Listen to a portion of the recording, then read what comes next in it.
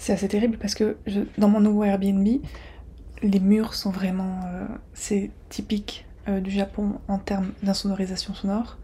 Et j'ose pas parler fort.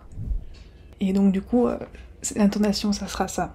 Pour cette vidéo, on va être comme si je faisais de la ASMR, quoi. Peut-être qu'un jour je devrais faire une vidéo ASMR, un truc où je chuchote. Aujourd'hui, on va découvrir Yayoi Kusama à travers 5 dates clés. Bien évidemment, vu que c'est moi qui ai choisi les 5 dates, peut-être que vous n'allez pas être fondamentalement super d'accord, mais en tout cas, je trouve qu'on va bien résumer sa vie. L'œuvre la plus connue chez elle, c'est sa fameuse Pumpkin, qu'on retrouve en produits dérivés de partout, et aussi le fait qu'elle fasse des points, beaucoup de points. Et comme je l'ai mentionné dans ma dernière vidéo, actuellement, il y a une campagne Louis Vuitton et Yayoi Kusama, et du coup c'est vraiment sa patte graphique, ses points. Déjà que je parle pas fort, mais si autour de moi c'est bruyant. Par contre, chose intéressante à savoir, c'est que c'est en soi pas sa première collaboration avec une marque de vêtements, puisqu'elle a déjà créé en 1968 sa propre marque de vêtements. Elle s'appelait Fashion Nude Company et à l'intérieur il y avait un vêtement qui s'appelait Ménage à 3, tout simplement parce qu'il était possible de le porter à plusieurs. 1939, Yayoi Kusama a alors 10 ans et expérimente une de ses premières hallucinations. Elle était à table avec sa famille en train de dîner et en fait sur la table il y avait une nappe avec des fleurs et d'un coup tout le motif fleuri a dépassé la nappe pour aller se mettre sur les murs, le plafond, sur sa mère et même sur son corps. Du coup, bien évidemment, quand on a 10 ans et que d'un coup les fleurs de la nappe se mettent partout autour de nous, ça fait peur, tout simplement. Et en fait, suite à ces hallucinations, elle va commencer à dessiner des motifs répétitifs et elle utilisera l'art comme moyen d'échapper à ces visions troublantes. Pour essayer de nous montrer ce qu'elle avait ressenti à l'époque, en 2017, elle a fait une œuvre qui s'appelle Flower Obsession, dans laquelle en fait elle a recréé l'hallucination qu'elle a vécue. Et en fait, il s'agit d'une œuvre participative qui, durant tout le temps de l'exposition, en fait, les visiteurs ont la possibilité de récupérer des stickers de fleurs et de les poser, de sorte à vraiment envahir l'espace et donner corps à l'hallucination qu'elle a eue. Une autre chose qui est super importante dans son travail, c'est les perceuses. Une autre chose qui est très importante dans son travail, c'est l'oblitération. Saturer l'espace, le faire disparaître. Elle dira par ailleurs à propos de sa première hallucination, « Avec les fleurs partout, je n'existais plus, j'avais atteint un état infini, un temps éternel, un univers absolu. » 1966, elle troll la Biennale de Venise. Pour Yayoi Kusama, en fait, pas besoin d'invitation officielle pour participer à la Biennale de Venise. Elle se dit qu'à cela ne tienne, j'ai qu'à y aller et déposer mes œuvres devant le pavillon italien. En tout, c'est 1500 boules miroirs qu'elle a installées et elle proposait d'acheter son propre narcissisme quand on achetait une boule pour 2 $. Le problème, c'est que ça n'a pas plu du tout à la police italienne parce que ça faisait un peu trafic. Et ces boules miroirs sont visibles, parce qu'en tout cas je les ai vues à Naoshima. Autre chose assez intéressante avec le fait de vendre ces boules pour 2 $, c'est qu'il faut rappeler qu'à cette époque, donc les années 60, l'art c'est toujours quelque chose qui est cher, qui est censé être précieux, unique, et avec cette multiplicité de boules et de les vendre que pour 2 $, en fait c'est une attitude hyper moderne de sa part. Au final elle sera quand même officiellement invitée à la Biennale de Venise pour représenter le Japon au pavillon japonais et elle sera la première femme artiste japonaise à y être invitée. Elle y présentera plusieurs œuvres dont Mirror Room Pumpkin et aussi des sortes de petits boudins qu'elle appelle soft sculptures. Et d'ailleurs ces soft sculptures, ces petits boudins, sont pour elle quelque chose qui renvoie à la sexualité.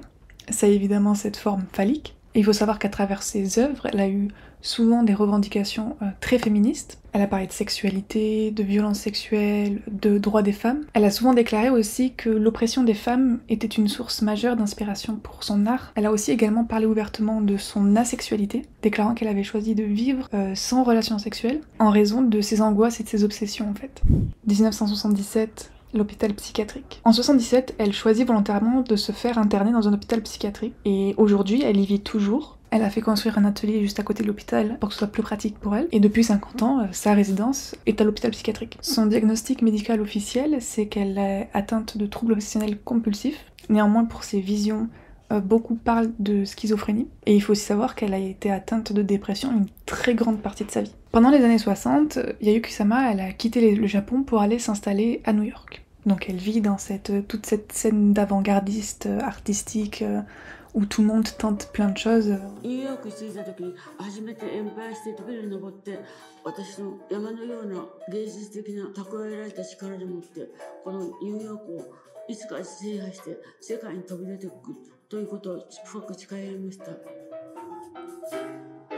Ça se passait très bien pour elle, elle a rencontré plein de gens chouettes, elle a énormément évolué dans sa pratique. Et à la fin des années 60, elle a commencé à faire des manifestations contre la guerre au Vietnam. Pour ces manifestations / performances, elle et les acteurs et ou actrices étaient tout nus. Ça a été extrêmement mal perçu par le Japon, où les gens, dont sa famille, disaient que c'était une honte pour le pays. La ville dont elle est originaire, Matsumoto, genre ils ont commencé à retirer son nom sur le truc du lycée pour pas qu'on sache qu'elle vienne de là-bas.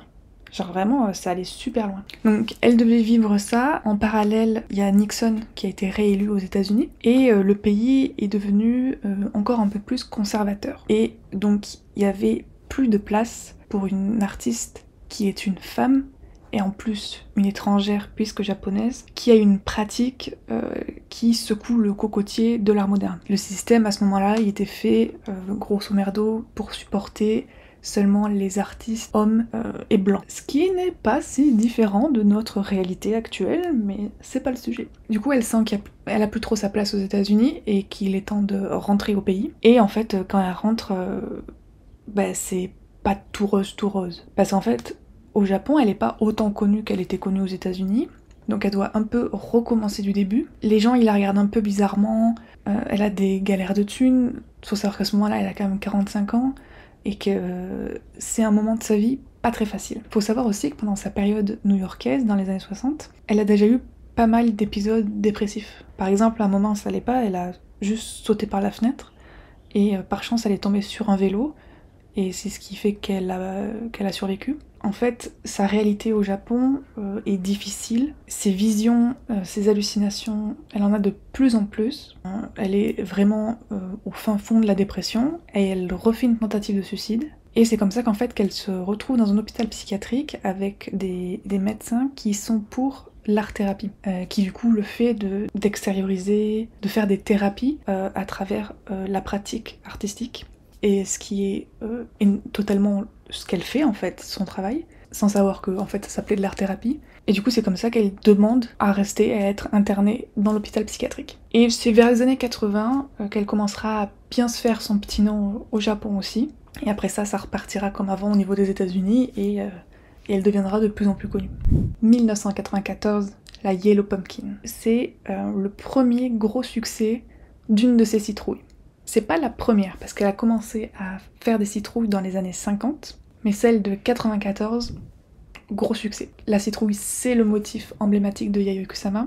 On la retrouve partout. Par exemple, à Naoshima, là où il y avait ces boules miroirs, il y a plein d'œuvres à elle à l'intérieur, enfin sur l'île, pas à l'intérieur de l'île, dont une très grosse sculpture d'une de ces pumpkins, qui a été un peu maltraitée d'ailleurs par les intempéries japonais lorsqu'un typhon l'a juste emportée dans la mer. La citrouille, c'est vraiment un symbole emblématique. La citrouille, elle a aussi une notion très importante par rapport à ce travail qui renvoie directement au bouddhisme. On a parlé de l'oblitération de l'image, mais maintenant on va parler d'oblitération dans le bouddhisme. Il y a la nécessité de se débarrasser de tout sens de soi-même pour atteindre un état de non-soi. En 1948, quand elle a commencé ses études à l'école municipale d'art et d'artisanat de Kyoto, elle a loué une chambre et il y a peint de nombreuses représentations d'une citrouille. Mais vraiment H24, dès qu'elle n'était pas à l'école.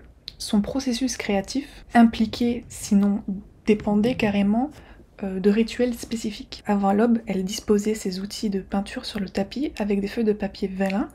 Ensuite, et avant de peindre, elle pratiquait la méditation zen. Elle dira d'ailleurs « Quand le soleil se levait sur le mont Higashiyama, je confrontais l'esprit de la citrouille en oubliant tout le reste et en concentrant mon esprit entièrement sur la forme qui se trouvait devant moi. Tout comme Bodhidharma, qui a passé 10 ans face à un mur de pierre, j'ai passé jusqu'à 1 mois face à une seule citrouille. Je regrettais même de devoir prendre le temps de dormir.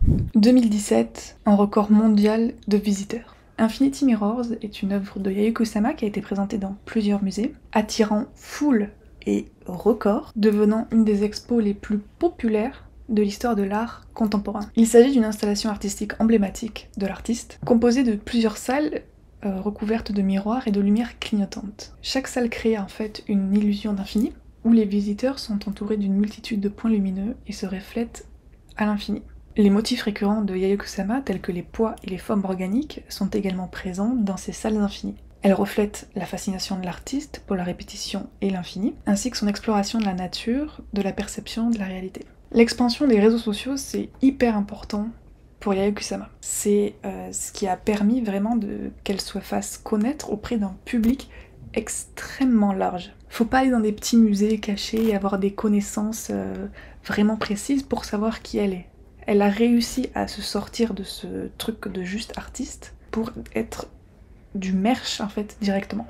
Et en fait c'est en 1963 avec l'œuvre 1000 Bots qu'elle commencera à travailler ce truc d'installation complète. C'est même une des premières de l'époque. Du coup c'est un bateau qu'elle a mis dans une pièce, elle a pris en photo le bateau et elle a recouvert le sol, les murs et le plafond du poster avec ce bateau. Et rien que ça, aussi simple et bête que ça puisse paraître, c'était hyper innovant. Parce que du coup, on rentrait dans un truc d'immersion où l'œuvre était installée partout. Le travail, l'œuvre de Yayoi Kusama est inclassifiable. Ça pourrait être autant du surréalisme, que de l'expressionnisme abstrait, que du minimalisme, que du pop art. D'ailleurs, certains la considèrent comme pionnière du pop art. Elle a aussi très bien compris comment être une marque. Parce que pour elle, être un grand artiste, c'était une chose, mais être un artiste à succès, jouer avec les médias et se faire un nom, c'en était une autre. Et c'est pour ça qu'il y a aussi ce côté très instagrammable dans ce qu'elle fait. Pour atteindre un public beaucoup plus large, le fait que le merch de son travail, il est infini.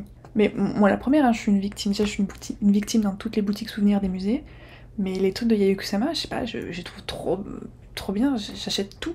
Mais un autre truc que je trouve hyper intéressant avec son travail, c'est qu'on pourrait croire que c'est juste des bêtes points. Et en fait, ça fonctionne très bien visuellement. Genre esthétiquement, c'est efficace quoi. Et plus on en apprend sur elle, sur sa vie, plus on se rend compte qu'en fait, il y a beaucoup de choses derrière. Comme à chaque fois, j'ai abordé vraiment que les grandes lignes. Parce que rien que sur toute sa période où elle était aux États-Unis dans les années 60, je pourrais refaire une vidéo que sur cette partie-là. Tellement elle a fait des choses, testé des choses, découvert des choses. Mais je me suis dit que là, comme ça, du coup, ça vous donnait un ordre d'idée du début de sa vie jusqu'à maintenant. J'espère que cette vidéo vous a plu, que vous avez pu en apprendre un peu plus sur l'artiste. Si vous visitez le Japon, et plus précisément Tokyo, depuis 2018, elle a ouvert son musée. Du coup, ça peut être une bonne expérience pour découvrir son travail. Sinon, je peux que vous recommander d'aller sur l'île de Naoshima, où il y a toutes les œuvres d'art contemporain dont son travail, parce que c'est la meilleure île, et les meilleurs musées, même en termes d'architecture, que j'ai jamais vu de toute ma vie. Comme d'habitude, n'hésitez pas à partager et commenter cette vidéo si elle vous a plu. Et quant à moi, je vous dis à la prochaine!